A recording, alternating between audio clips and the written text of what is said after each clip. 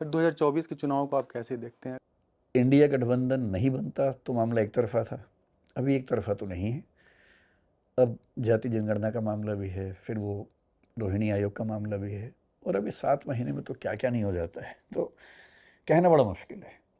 और मेरा ये अनुमान ज़रूर है कि इस बार जो भी आएगा उतना बहुमत शायद ना मिले जितना पहले था। तो जब बहुमत थोड़ा कम होता है तो सरकार का काम करने का स्टाइल थोड़ा चेंज होता है। दो बातें होंगी अगर मोदी जी आते हैं, तो एक तो ये एक तरह से उनका आखिरी टर्म होगा।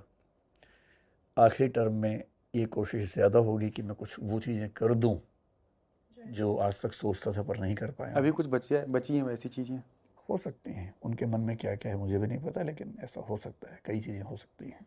जैसे कुछ आपका अंदाज़? यूनिफॉर्म सिविल कोड हो सकता है, निश्चित तौर पे होना चाहिए उनके दिमाग में। ये भाषा को लेकर कुछ बड़े फैसले शायद उनके दिमाग में हों, ये हो सकते हैं।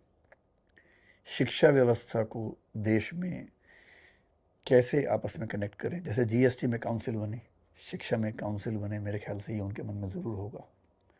ये बड़े फैसले होंगे अगर होते हैं तो।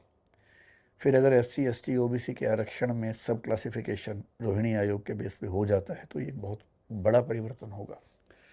मेरा ख्याल है कुछ आमूल चूल परिवर्तन होंगे, क्योंकि एक तरह से आखिरी टर्म वो मान के चलेंगे, और वैसे भी कोई सरकार 3 टर्म चलने के बाद चौथा टर्म भी ले आएगी, ये और मुश्किल है मानना।